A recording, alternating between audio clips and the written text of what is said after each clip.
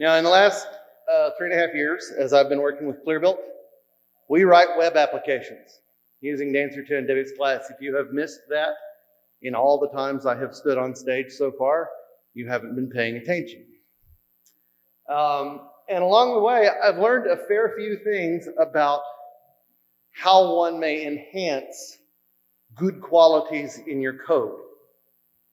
And I've taken to calling this kind of thought semantic code. And semantic code is as much performant as you can make it, while making it maintainable, easy to read, and easy to write. Now, obviously, there are some pieces of code that you've got to choose one of those. But what my goal has been, and the way I've thought about code and the way I've thought about coding, has been to try to maximize all four of those as much as you can. And it is a balancing act. It's the high wire act, absolutely. But the goal is to kind of think about code in terms of those things so that, as we're told in Perl best practices, you should code as if the person who must maintain your code is the psychopathic killer who knows where you live. The corollary to that, of course, is that there are two coders on every project, you and you 6 months from now. And that person, I guarantee you, knows where you live. And it's just, the concern is whether or not they're a psychopath, which in this community is entirely, it's one of those things. That's why this armor here in front of us, didn't you know that? Right? But seriously, you will not be in your current job forever. And there's going to be somebody who must come behind you, more than likely, unless your code is just thrown away, who's going to try to read that.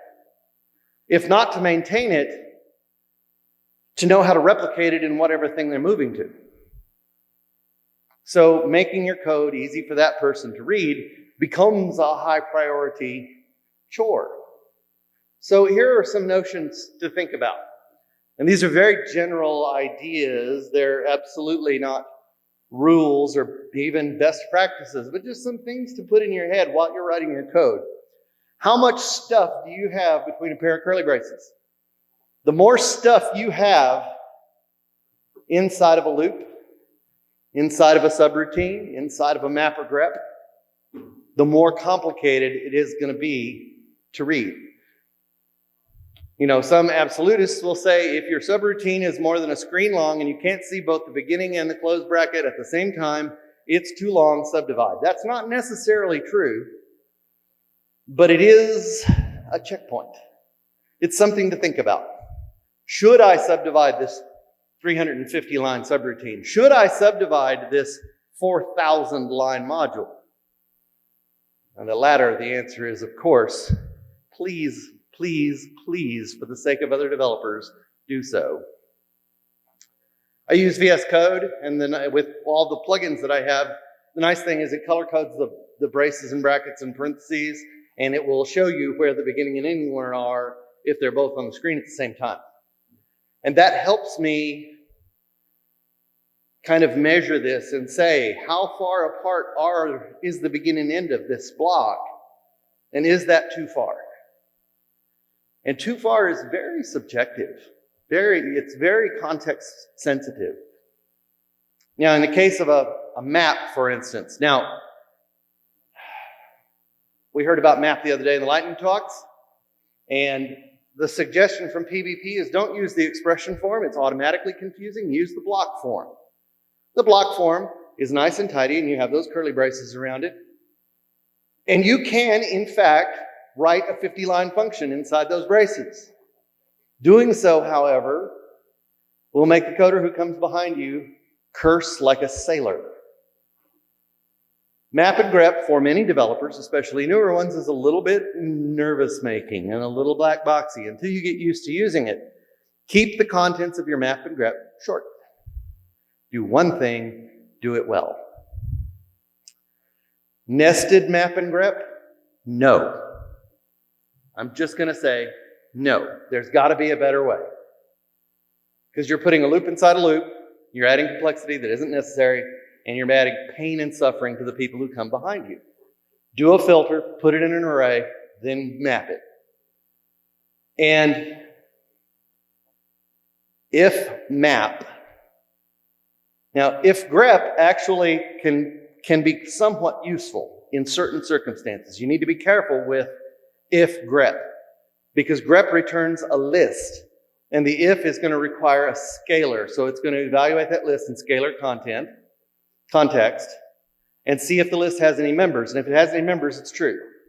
This could be useful for example, examining an array of numbers to see if all of them or any of them are even. Return all the even numbers from this array and their frequency. A map statement would do very well at that. And if map would return an empty set, an empty list, or if grep would return an empty list if your code was right inside the block. So those are kind of okay, but be careful with them. And I find that it makes it just a tiny bit clearer if you're explicit about your context there and say if scalar map. Then you know, and the next person will realize, if they are newer than you, that you are forcing it into scalar context. Mindfulness about loops. Putting a database request inside a loop is a fine thing when you have 10 rows. When you have 150,000 rows, it may not, in fact, be so wise. Think about the wisdom of how long you're going to be cranking in that loop. Make your loop short and tight, and try to avoid on any table that's going to expand forever, going into a loop and doing a bunch of requests inside the loop. Can the database do some of that heavy lifting? Okay, I have a table of rolls of fabric, individual rolls of fabric, and each one of them has a weight associated with it in pounds or in kilograms. It's stupid easy to let the database do that with a sum. And in DBIx class, it's really, really easy to do. You can just say get column this and the sum, and you're good. And you have it in one request, where if you were doing select a bunch of roles as a result set, and then while the roll next, add this to a sum that's rolling, that's going to touch every roll, and every time that next is hit, it's going to do another database hit. And your database administrator will eventually, when the table gets large enough, give you the stink eye for that. And quite properly so. If your database engineer is a particularly nice person, they will just give you the judgy face, the look of disapproval. But more likely, they will tell you, please don't do that. Do a sum, make one database call, let the database do the heavy lifting. Databases are fantastic at that. They are fast, they're designed for that. Concatenating, summing, coalescing, creating unions. They're great at that, and they're blazing fast. Don't do that in Perl unless you just have to. Let the database do the heavy lifting. Map and grep, we talked about those. Use block form, keep it short. Ternary or postfix if. Okay, let's talk about those separately. Ternary if. Ternary if can be used as a somewhat of a case statement if you want it to. And you can, in fact, put a block in there. Don't. It's painful. It hurts. One of my mentors called those things code smells. They work fine, but it stinks. And when the next person comes behind you to work on it, they will start to sweat. And they will stink also. Don't do it. Code smells are best avoided. And ternary if nested is great because it makes a fantastic simple case statement. We want to assign this value if the number is odd and this value if it's even. A nested ternary if is a great thing to do that. But keep it clear. And layout does help. There's a format for that. Perl Tidy does that. and it'll line up your colons in your ternary if statement and make it look nice and pretty. And then it looks like a case statement, sort of, kind of. And if you squint, and it works well, and it's easier to maintain. Postfix if. Perl best practices says don't do it. I don't necessarily agree with that.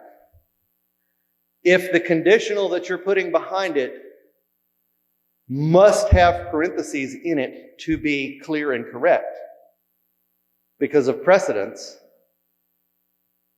then it's too complicated for postfix if, in my mind. So if we want to return undef if this is true, that's easy. Return undef if this and that and the other or not that. No. You want to split that out. Think about your postfix. Damien also says don't use unless at all. I disagree with that. And again, it actually works best in a postfix era because it reads like English then. Do this unless that. But never, ever, ever unless not that. I saw an unless exclamation point one time and just cried and cried and cried. Don't do that. Okay, let's talk about dancing. In Dancer2, you create these routes, and the route does all the things, and then it returns some stuff to the web.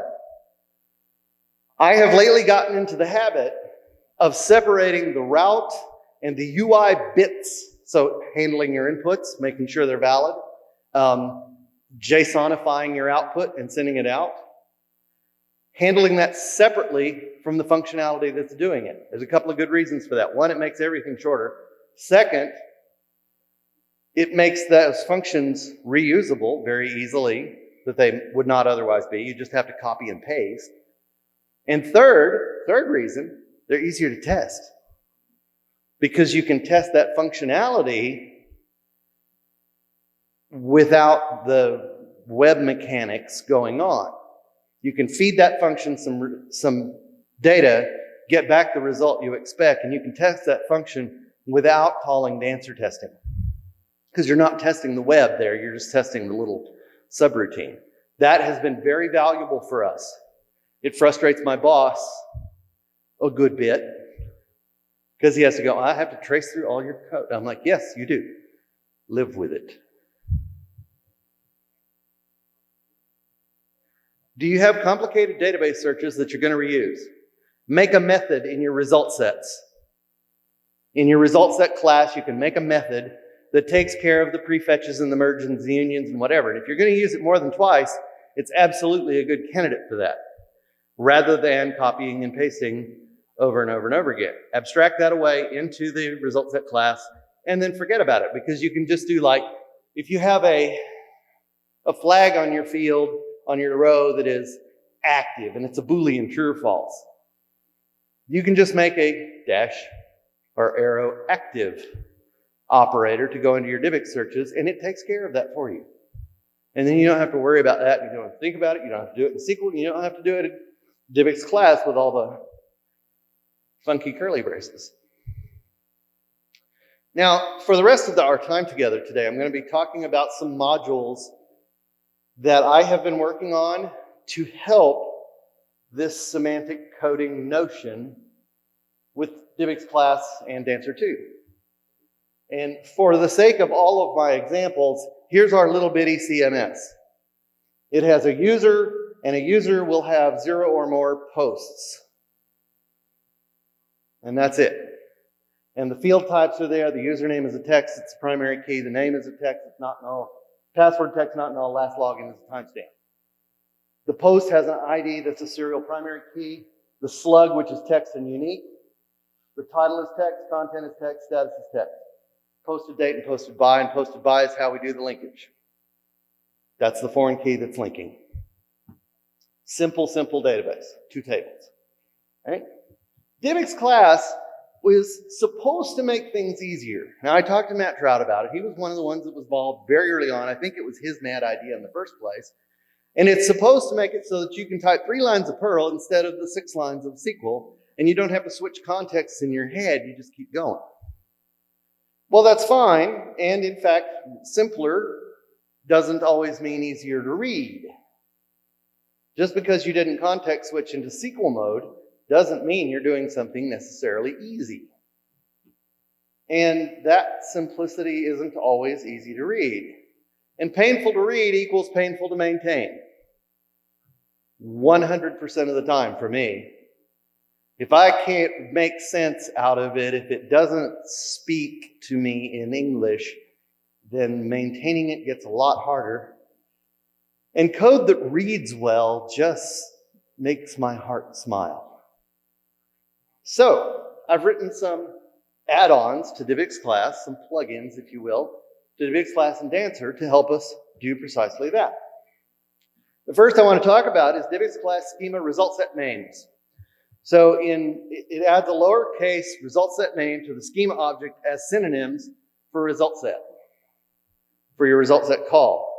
So something that looks like this in regular DBIx class, my schema result set post becomes this, schema posts. But wait, there's more.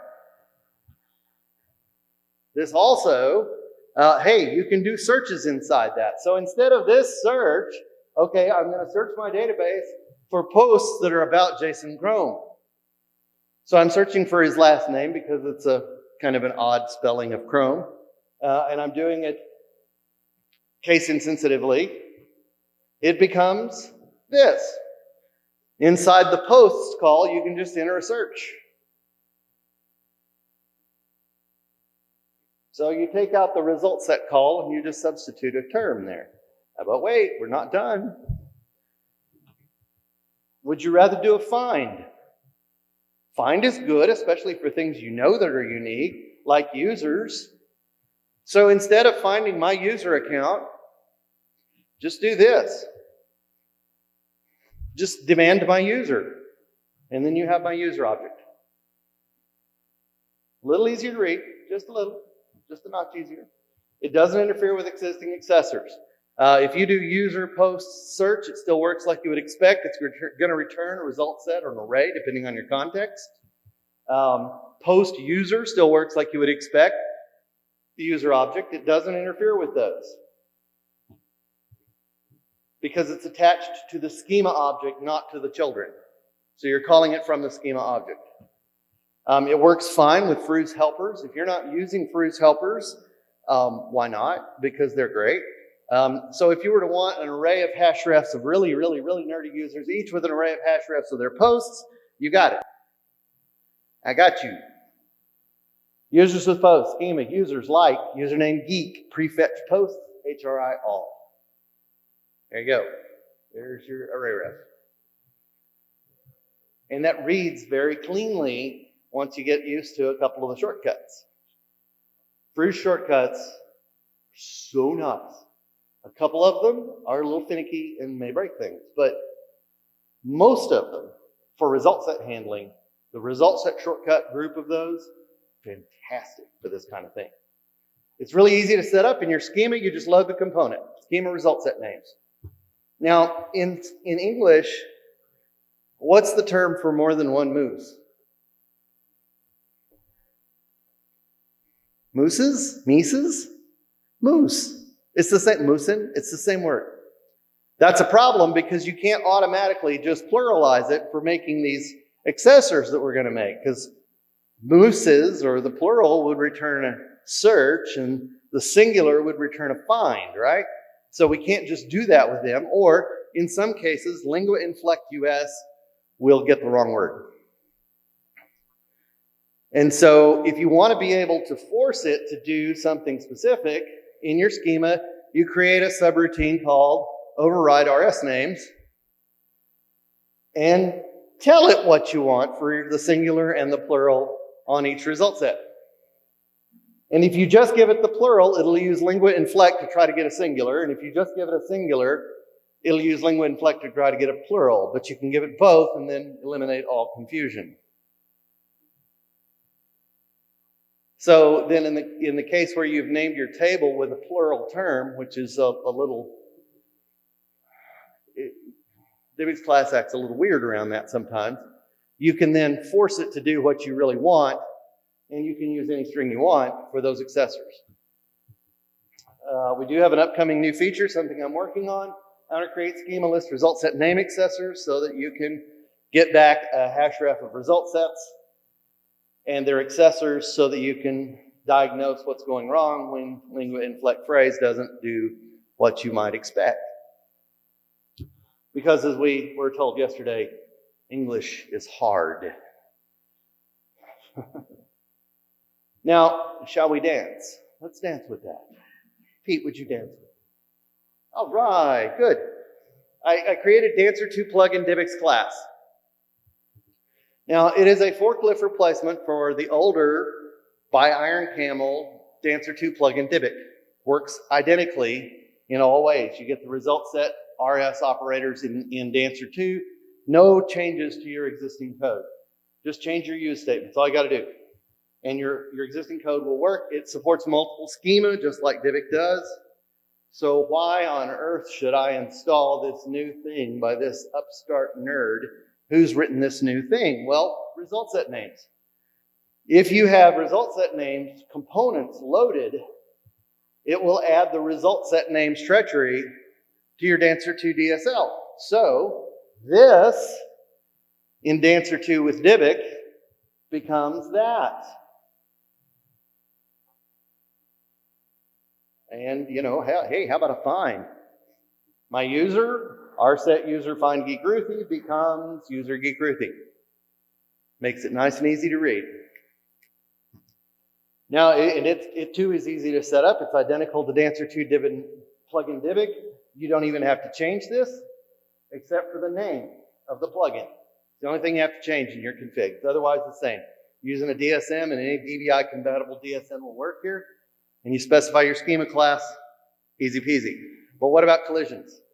Okay, there are certain keywords in Dancer that cannot or should not be overridden, like session.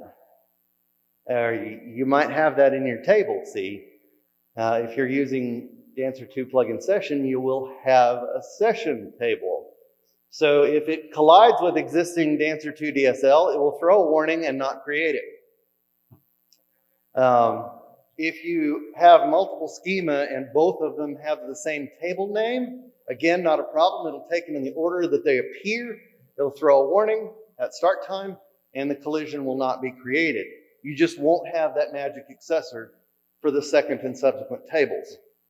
So how do you avoid that? You add to your config export prefix and whatever you want. You don't have to put an underscore there. It does that automatically. So if you put all that together, so you instead of rset human search, you could say results db humans, and there it is. Now let's put all that together. You remember that list of really geeky users, and we want all their posts, and we want it all in an array ref of hash ref? Okay, you get that. Users with posts equals db users like username geek refetch posts, HRI all. Wow. It's pretty slick. Next plugin.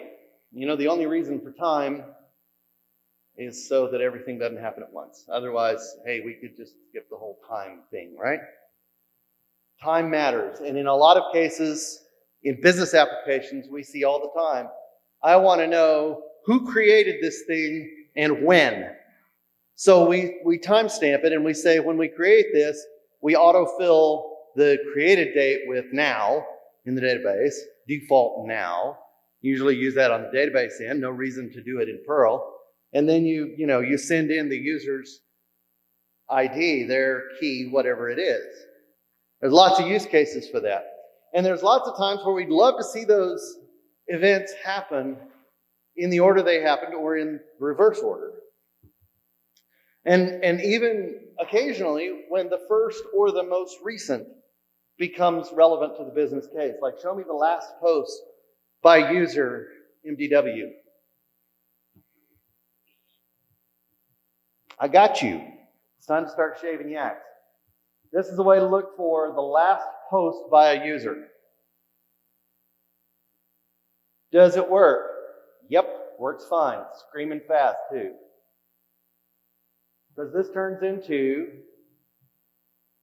select star from posts where username equals, or user key equals whichever key you're getting, order by descending posted date limit 1. That's what you're getting there. Underneath, after SQL abstraction does all its thing. That's ugly as sin. It's smelly. I prefer this.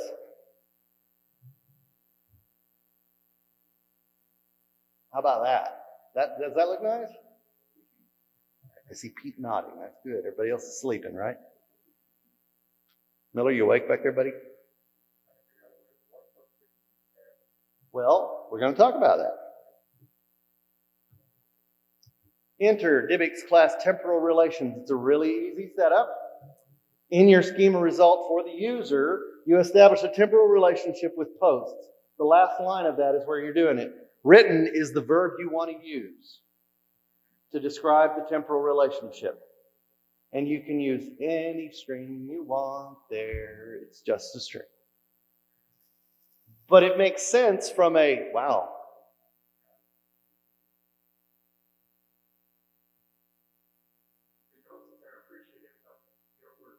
I see. Okay, let's say this nice and loud so whoever is jacking with the lights can stop, please.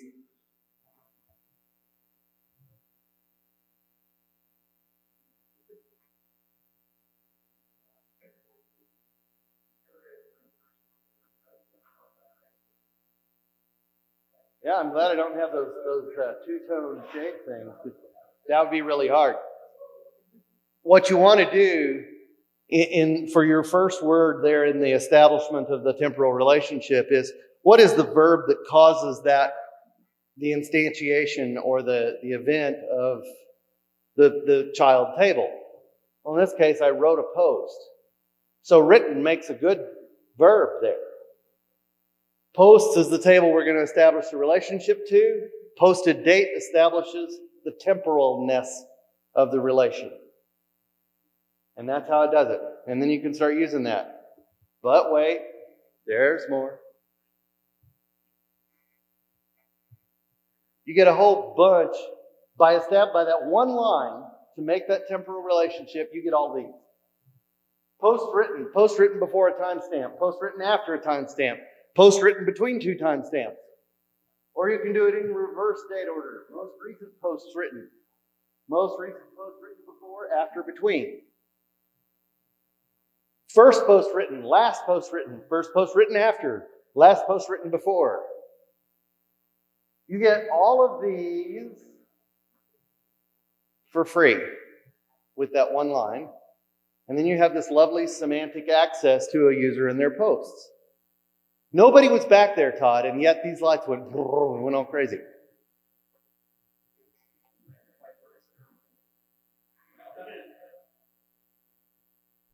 Todd, get out. We love you, Todd, but get out.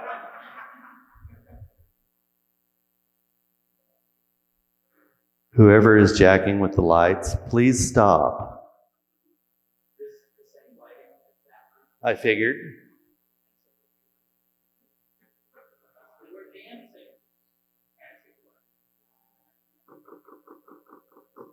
Why do you think I have nails? All right? A way to express my impatience with our neighbors in the Raku track who are jerking with the lights. Don't tempt me. So yeah, by establishing a temporal relationship between a user and their posts, or a user and the widget they create in their job, or a user and another user, or anything, where you're doing this user did that at this time, by establishing one of those temporal relationships, you get these quick introspectors of those. Now, how on earth did she do that?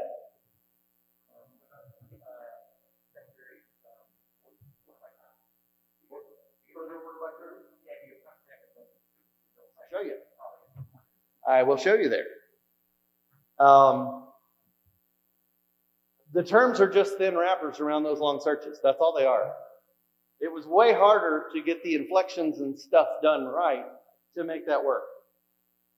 That's really, it was, but it's just a wrapper around that more extensive search. Plurals return result sets.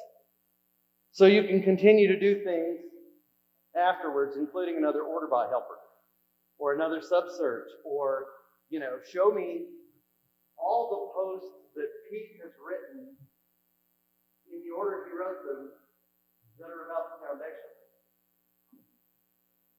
So you can then do search, title equals, or tag equals, or whatever. You can continue to do things beyond that. The singulars return a row. Same deal. Anything you can do with a row, you can do with one. Just keep doing stuff. Do whatever you want to with it. It's just a row. Now, I have another piece of insanity on the way. DBIx class pseudo enum. And I'm blaming my boss, Neil Berry, because he really dislikes enumerated in the database. Now, part of that is because of the slightly older version of Postgres that we're using, which handles them somewhat poorly. But it is also true that a number of databases don't handle enumerations in the database all that well. So this lets you turn your enumeration into a DBIx class element without interfering with the database. It could be any type of column. Obviously, your commonest sort is probably text, things like status information or the process that something is currently in, or the location or the rack or the storage spot, warehouse something is in. But my goal is to make it be able to support numerics as well. Where you can say this could be either 1, 3, or 5. We're a dollar store. All our prices are either 99 cents or $1.99. And if a user tries to insert an object with $5 price, it should bark. You can do that in enumerated types. In DBIx, you can say an integer type is enumerated, and you give it the valid values, and then it won't accept that. But then that's the kind that my boss hates. And Jason Chrome is partly to blame for this because he encourages me in my madness. I say something like this, and he says, "Do it." So I do it. The database does not know that it's an enumeration. If you go into your SQL manager for your database, you can insert anything that matches the type, and it won't mind. You don't want to do that because DBIx will fuss if you try to save that row or update that row later. So be careful with those. And then it will prevent creates and updates with improper values. It's going to do that through overriding the create and update methods for columns. All it's going to do is just override that method and then, check and make sure that we're okay, and then call the upstairs value for that. Real easy stuff. We're almost done here. And it's going to create some convenience methods. So like post status is draft. Is and is not are the two prefixes I'm going to put on those for each of the valid values, lowercase. So like draft, in progress, finished. Status is not in progress. Status is finished. That's what I'm working on that now. I'm working on unit tests for it as we speak. Well, not as I speak, but lately. I expect that one to hit CPAN shortly. The others that I've already shown you are on CPAN now.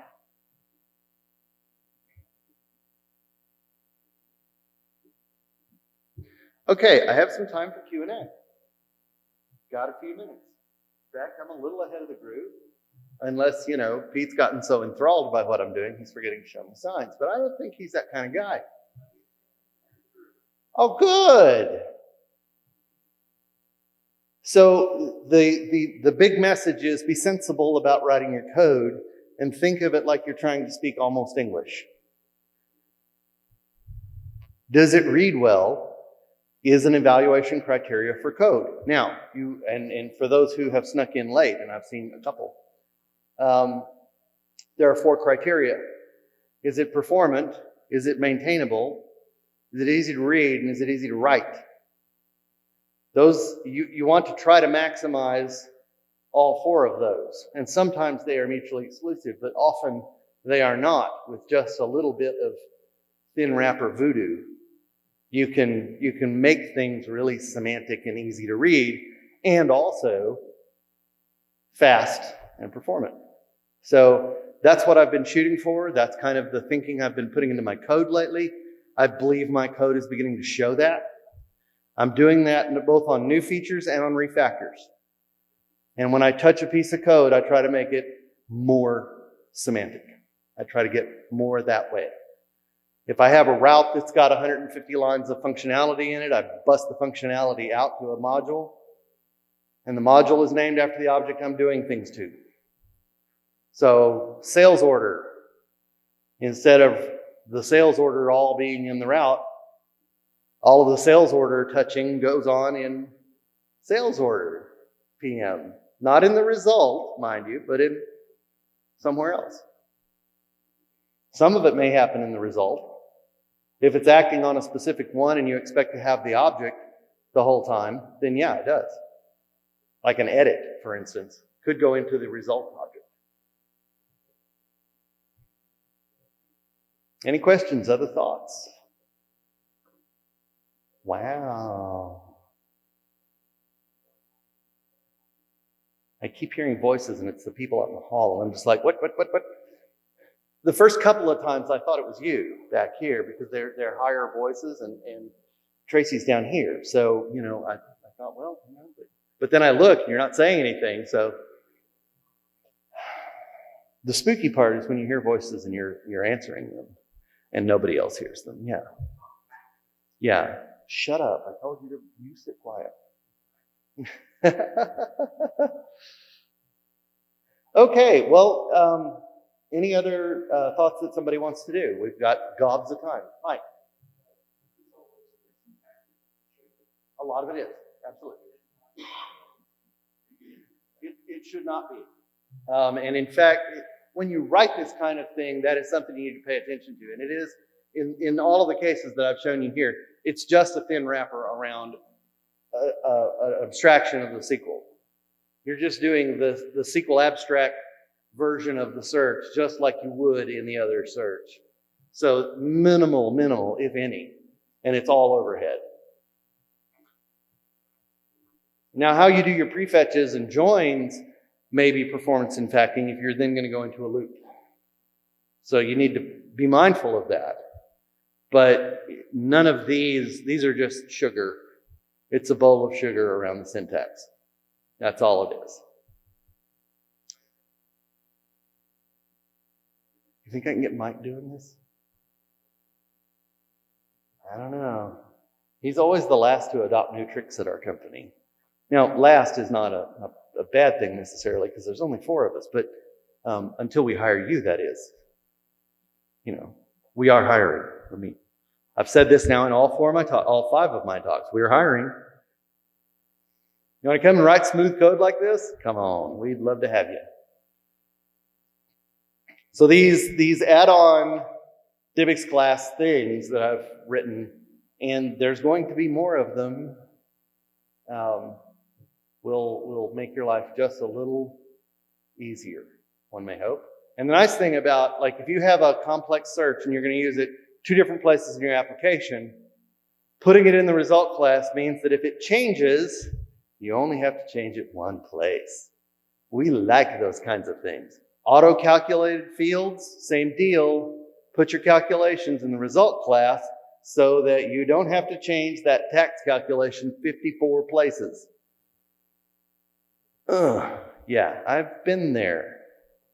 We need to look for every occurrence of 0.04 so that we can change it to 0.05. That's madness. And yes, grep can handle that for you. And if you're lucky, you can even use sed to change it just like that in a single line. Do you really like that? No. Use a method. It's just easier. Okay, well, thank you all for your kind attention and your time. Oh, wait a minute. ETA on that is real soon. I'm sorry. Thanks for being here.